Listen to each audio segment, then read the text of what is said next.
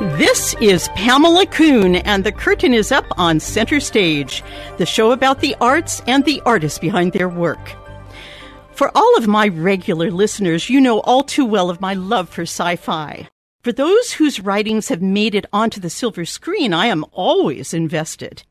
So I have the kind of mind that likes to wander in thought about space and the ultimate frontier. And today I have with me two young people who have allowed themselves to wander in that arena.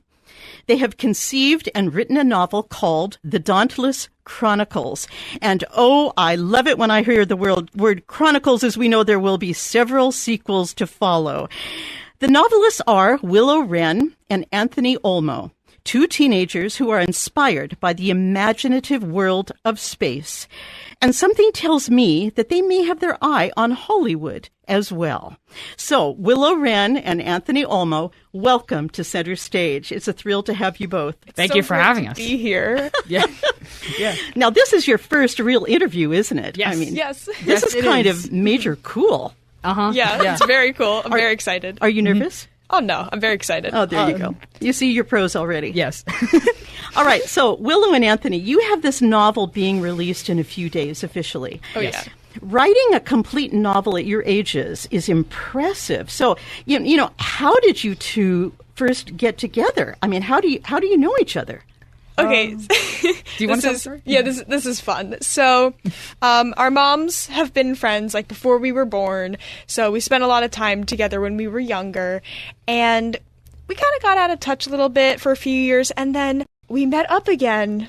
Like the night of my 8th grade dance, like we met up again and we started talking, and we just got to know each other even better and even more, and boom, we have a book. Yeah, it was something that really just happened overnight. This is amazing. So you're both kind of on the same page, literally, about ideas. I mean, Yeah. ideas Yes. Oh, yeah. brimming over. And at your young age, you know, they come thick and fast, right, with imagination? Oh yeah, the first night we started to write out the Dauntless Chronicles. We both stayed up for like how long did you stay up? 48 hours. I was up for 48. I was up for 52 hours. We just power wrote like 5 chapters. We had a notes document. It was awesome. I'm worried about you guys already. That was only the first. we're fine. Only the first few chapters. All right, so let's hear about this. It's the Dauntless Chronicles. Yes. Why Dauntless? It is the namesake. The book's name comes from a ship that is in the story. Actually, when we were looking for what we were going to call the book, and she goes, "This is going to be the centerpiece of the book, right?" And I'm like, "Yeah." And she goes, Why not name the book after the ship?" And I'm like, "Well, that's a great idea. Why not do that?" There's a whole lot in brainstorming, isn't there, between the two of you? I mean, you two of you, like, really work well together, and you feed off each other's energy all the time. Oh yeah. Yes, oh yeah. very much so. So give us the storyline. What's happening in this book? Well, what you can tell us at this point. 100 years in the future, different solar system, different planet, and on the main planet, Velis, there is a coup d'etat, and which is different from just a normal coup. A coup is just a takeover. Coup d'etat, it's a fight. It's a bloody takeover. 3 of the main characters, they get caught in the middle of it. One of them ends up escaping on her battle cruiser, and before she goes into a hyperspace jump, her ship gets rammed, which knocks her off course, and she ends up crashing on Earth, where she's then taken to Area 51. Her friends go after her to get her back, and they end up crash landing too. They get captured, taken to the facility, and the rest of the story is how they get home. Yes. So 100 years in the future, Area 51 is still going. Still going. It's advanced. They've got all the latest and greatest. They got all the tech you need to experiment on the aliens. I love it. So did you two grow up with sci-fi in your lives? I've always loved sci-fi. I've always loved the idea of traveling through space. It's always just interested me. And so what shows did you guys get into? I mean, there must have been a visual contingency in this that's really influenced you both. I grew up watching Star Wars. So Yes! Star Wars, Agents of S.H.I.E.L.D. yeah. Even some modern shows like Star Trek Discovery. Oh, yeah. Even some modern shows, you'll actually deign to give us some credit for the modern shows, huh? I personally like them. So Did you know that I'm a big Star Wars nut? I just Love Star Wars. Everything Star Wars. Yes. R2-D2, you cannot change my mind. Hands down, the best character. The best character. You cannot change my mind. Oh, yeah. So what is it about sci-fi that really appeals to you both? Just the prospect of the unknown. You see, a lot of people, they're cautious, they're afraid of the unknown, but we want to explore it. We want to go out there and see what we can do with that unknown. It could literally be anything. Space is forever growing. It's massive. We can't even comprehend how far it possibly is. It's awesome, and that's what we wanted to experiment with. So how many books do you foresee in this Chronicles series? Well, it all depends on where the story goes. Like, we have our 20-page notes document ready for book 2. We're like 10 chapters into that one. Yeah, we are going crazy. So have you done most of your brainstorming like online, in these all-nighters you've been pulling? Oh, yeah.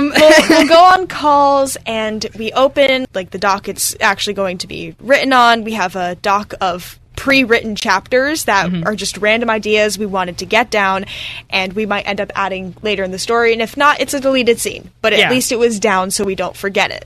Maybe there's actually some scenes that we wrote down for book 1 that may see a place in book 2 because they never made it into book 1. Of course, very clever. We were on chapter 6, and I ended up writing chapter 40 while we were on 6. Yeah, it was. Yeah, she did. She was very just. The ending was the first thing that came out. Yeah, we were on 19, I think, and the ending went through like 3 revamps, and first one was getting a baseline of what we wanted to have happen. Then the second one was just like, I'll add some more things here and there. Then the third one was just the full detail. This is what's going to happen, not changing a thing, and then that was it. You two are determined. Oh yes, we are. Oh yes. Now, what kind of audience are you seeking to inspire out there? Is this for young people?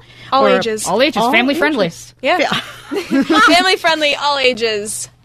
That could be your tagline, Anthony. So both of you are talented in other ways as well. I mean, I understand, Willow, that you wrote your first book when you were 8 years old, called The Healing. What inspired that for you, and what was the process like at that young, tender age? So, my little 8-year-old self found a ladybug in winter on the wall in my house. It was about how we kept her through the winter months. She was alive, she was happy, she thrived. We had a habitat for her. She would just come out, I'd let her out, she'd fly around and then come back to me. And when she got sick, I helped her get better, so I could let her back out into the wild when it was warm enough for her to survive. And is that the healing? That is the healing. It's the process of how she gets better. You guys have a lot of power with what you're doing right now. Wielding words is perhaps the most powerful thing you can do on this earth. What have you learned about each other from this collaboration? It was fun. We both got to really just open our imaginations with this and really just express the infinite boundaries. Many positive emotions. And tell me this, this is topical right now. Have you got a strong woman character in this book? We do. Oh, yes. We got 2 of them. Tell me about Area 51 in 100 years. I mean, is it a good place? No, absolutely not.